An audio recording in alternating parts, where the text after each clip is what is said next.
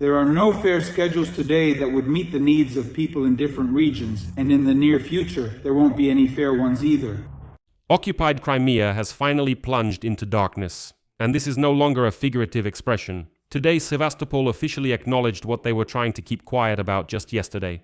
The city can't provide people with electricity even for 6 hours a day, and now there won't be any electricity supply schedules at all. There simply won't be any light in the homes. Well, nobody even mentions gasoline anymore. Northern Crimea. It's been almost 2 weeks without electricity. There are lines at the gas stations. Gasoline is not freely available. Gasoline is not sold freely. The local authorities have closed the children's summer camps. And just so you understand how desperate the Kremlin has become, they went begging for gasoline from India and were refused. We don't have any extra supplies, the Indian state companies told the Russians. They had to buy fuel for Moscow from Kazakhstan, but in exchange they gave away jet fuel. This is what an empire looks like, one that threatened to wipe Ukraine off the map for 4 years. It begs its neighbors for gasoline and can't turn on the lights on the occupied peninsula. In this episode, how Ukraine is methodically strangling Crimea and why it has become a mousetrap, what India's refusal to supply Russia with additional fuel means, and most importantly, why Western analysts are saying for the first time that a Russian collapse may not be that far off.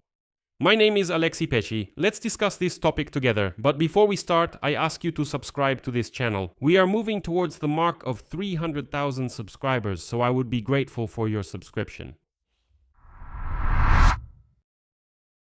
So let's start with occupied Crimea, because the situation there is very telling. Sevastopol, the main base of the Russian Federation's Black Sea Fleet, today, via the occupation authorities, announced that it is impossible to supply electricity even for 6 hours a day. Just think about the wording used today by the governor appointed by Russia, Razvozhaev. Now there will be 2 hours with electricity and 6 hours without it. So the schedule is no longer about scheduled electricity, but, scheduled darkness. 2 hours of power, 6 hours of darkness, repeating in a cycle. But even this can't be guaranteed anymore. The so-called head of occupied Crimea, Aksyonov, stated outright that no one really knows what will happen next with the supply of gasoline and electricity. To Crimeans asking for a schedule, he said there won't be one now. That's it. No one knows what to do. Don't believe it? Listen to Aksyonov.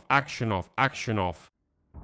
So, about the fuel, that means, unfortunately, there won't be guaranteed daily gasoline sales at the gas stations. In other words, we can't create any exact schedules for now. Therefore, the tension will remain for some time.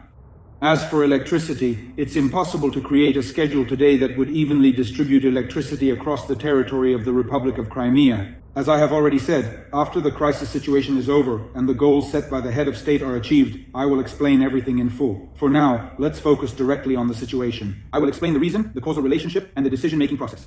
Therefore, today, there are no fair schedules that would correspond to the needs of people in different regions, and in the near future, there won't be any fair schedules in this situation. And just to understand the scale, this is not a one-time failure after a single attack. No, power outages in Crimea have been a systemic problem since June 21, when Ukrainian drones carried out a massive strike on Kerch. The northern part of the peninsula, according to Russian sources themselves, has been without electricity for almost 2 weeks now. On the southern coast in Yalta, even the mild 3-on 3-off schedule has been cancelled. The electricity limit has been reduced so much that they can't even stick to it anymore. There are no schedules, and there's also a fuel crisis. Gasoline isn't available for public sale. People spend nights waiting in lines at gas stations and stock up on long-lasting food as if they're preparing for a siege. In fact, this is a siege, only it's carried out by drones. Why is this happening? And why right now? Because Ukraine has changed its entire strategy regarding Crimea and the conduct of the war in general.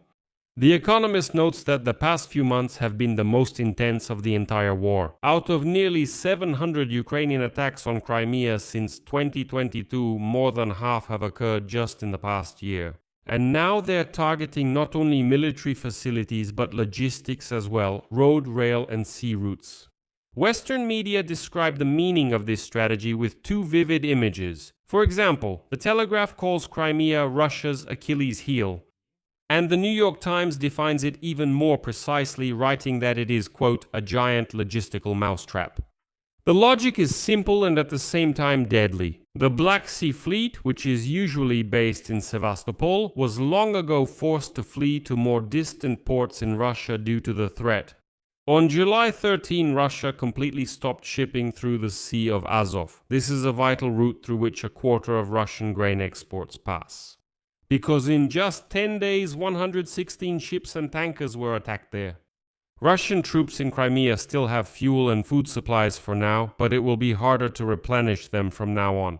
They will be replenished slowly, with great difficulty, and the civilian population is already switching to survival mode, and here is a number that, as they say, ties it all together. The command of the Ukrainian Unmanned Systems Forces stated that in 10 days we struck 147 vessels connected to Russia, effectively blocking the Sea of Azov and tightening the blockade of the Crimean Peninsula. 147 vessels in 10 days, and some of them are already in the Black Sea, not just in the Azov Sea. This means that there are no longer any safe regions left for Russian infrastructure. And now, the second half of today's sensation, which shows the level of humiliation reached by the so-called energy superpower, Russia, which has spent its entire existence exporting oil and petroleum products. Now it's running around to its neighbors begging for even a drop of gasoline, and as they say, it's getting turned away. Some very interesting news has come out about how even India sent those unwashed wild Russians packing. Reuters reports that three state-owned oil companies in India, which Russia approached asking to increase gasoline supplies, responded that they don't have any extra volumes for export and they'd rather sell gasoline to the West. We're talking about the largest companies called Indian Oil, Bharat Petroleum and Hindustan Petroleum. Two Russian companies asked them to increase supplies. Those are Rosneft and Gazprom Neft. And the irony is that all three of these refineries process Russian oil, which they buy at a discount and then sell the fuel itself at a markup to the West. And when the Russians asked to increase gasoline supplies made from their own Russian oil, India replied, quote, "There are no extra volumes." Well, to put it simply, they're basically saying, get the hell out of here, we're doing business, and you came crawling here begging us for gasoline. We've sold you as much as we could. That's it. Goodbye. And the scale of Russia's disgrace is clear in the numbers, and that's very important. Right now, only 2 shipments of Indian gasoline are coming to Russia, and notably, both were sent by Nayara Energy, a company in which the Russian company Rosneft owns 49%. So basically, Russia is buying fuel from its own subsidiary company in India. In total, so far, India has agreed to give Russia less than 100,000 tons of gasoline. And now compare that to the gap in the Russian market. According to Energy Intelligence, the shortage of petroleum products in Russia already reaches 600,000 tons per month. That is 100,000 tons versus a deficit of 600,000. It's like, trying to put out a fire with a cup of water. Well, these volumes from India are simply not enough to deal with such a large-scale problem. And here's the final touch of this absurdity. It goes like this. Not having secured additional volumes from India in the needed amount, Russia started buying fuel from Kazakhstan. But the Kazakhs aren't fools either. They say we're ready to sell, but only by barter, in exchange for more expensive jet fuel. So, the country that used to export petroleum products all over the world is now trading one type of fuel for another with a former Soviet republic just to patch up holes in its domestic market. Well, now we're waiting for a crisis in the aviation industry, because Russia itself also doesn't have enough jet fuel. But, there's no choice. Either fly or get gasoline, so at least you can harvest the crops from the fields. We've already discussed several times why the fuel crisis occurred in Russia. Let me briefly remind you for a complete picture. Ukrainian long-range strikes have knocked out a huge part of Russian oil refining, and according to estimates, with about half of the capacity under attack, oil refining has rolled back to the level it was at in 2005. The plants are burning, gasoline is not being produced in the required volume, that's why there's a ban on the export of gasoline, kerosene, and even diesel. There are lines at gas stations all the way to Altai, and then there are these shameful purchases from India and Kazakhstan. And here Axios adds an interesting detail. Diesel is also coming under threat now, and that's the backbone of both the army and agriculture. Diesel is the fuel for military vehicles, for supply trucks, for combines during the peak of the harvest. When diesel supply starts to falter, that's no longer just about comfort. It's not about the comfort of ordinary citizens or drivers. It's about the army's ability to fight and the agricultural sector's ability to harvest crops and feed the country. And this is probably the most important result. Now, Russia has already started looking on the foreign market for someone to buy not only gasoline but also diesel fuel from. I'm sure that jet fuel won't be supplied not only to Kazakhstan but also to other countries anytime soon, and trade it at least for diesel. Again, the question here is this. Flying isn't needed. Here, survival on the ground matters. And now, here's the main conclusion. Western analysts, who are usually cautious in their forecasts, have spoken openly for the first time about the possible collapse of Russia.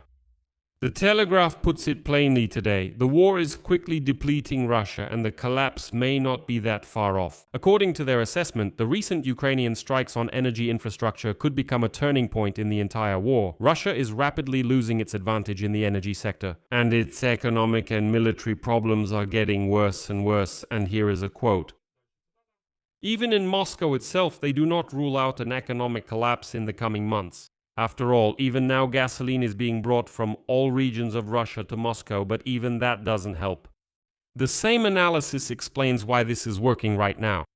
And a truly unique combination has formed. European countries have financed the development of Ukraine's long-range drones. The United States of America, even after stopping direct military aid, still continues to provide intelligence for precise strikes. And Ukraine has established its own production, including the new cruise missile Flamingo. European money plus American intelligence plus Ukrainian production. Here is the formula that allowed Ukraine to reach the heart of the Russian economy, and now this is how the Telegraph puts it.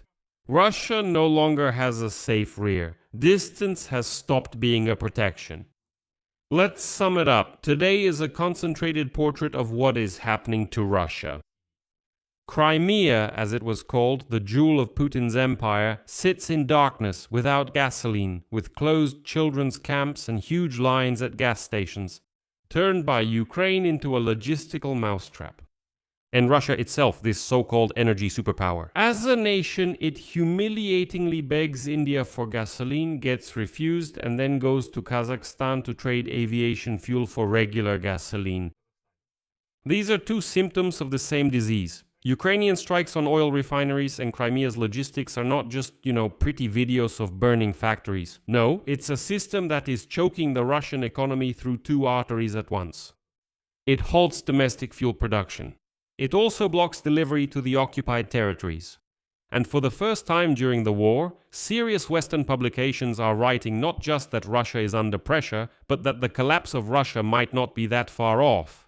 But we can't ignore this caveat. The same Telegraph honestly warns that Ukraine may soon lose this advantage. The window of opportunity won't last forever. Russia has reserves and, importantly, it has time to adapt. So the question is not whether the Kremlin is hurting right now. Yes, it is hurting. 100% you can see it in a darkened Sevastopol and in the refusals from India. The question is whether Ukraine will manage to convert this pressure into a real breakthrough while the window of opportunity is still open. I'll leave it at that. Share your opinions and conclusions in the comments below this episode. Subscribe to the channel and hit the bell. If you want to support the work of this YouTube channel, you can do so with any donation using the links and payment details in the description of this video. That's all for now. Take care of yourselves. Goodbye, everyone.